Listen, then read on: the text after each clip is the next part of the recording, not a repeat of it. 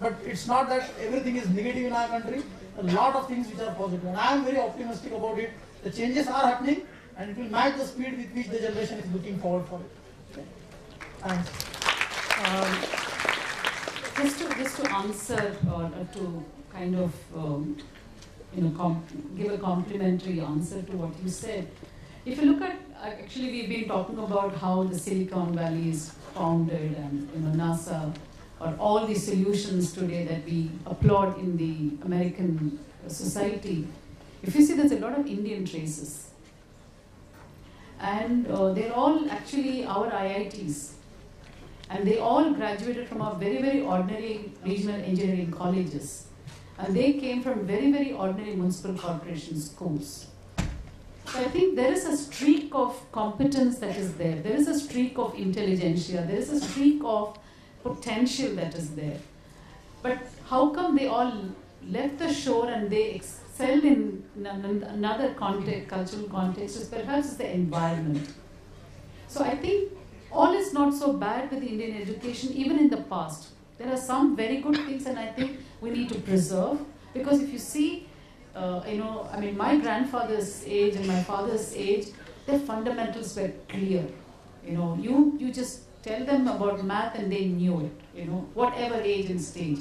They knew their scriptures clearly, not as a rattled, recitation. So I think there are a lot of things that were good, and I think what is important is to judiciously borrow what is relevant for us from the Western education system.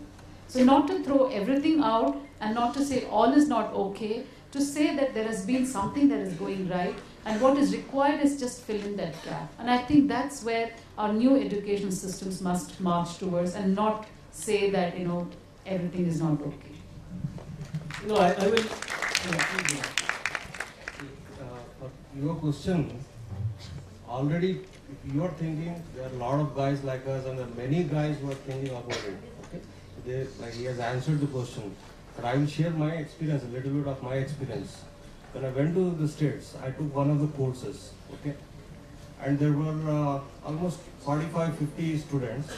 Out of that, there were almost 15 to 20 Chinese.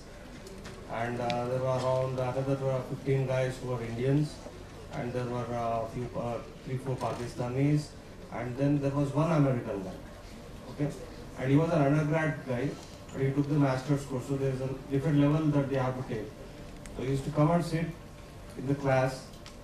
And the first exam happened, and he was his score was 110, 115 out of 100. Okay? The next highest was around 65. Okay? That was one of our, one of my friends. And the next was like 62. So there was a huge difference. And this guy was so calm. He was an undergrad student. Okay?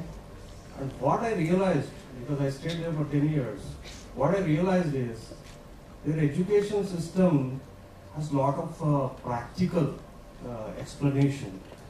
So their schooling, whatever they do, they explain with experiments. For example, if I talk about the 11th and 12th standard students here, so there is a logarithm, or there's something called integration, there's something called differentiation. So most of the guys who even go into graduation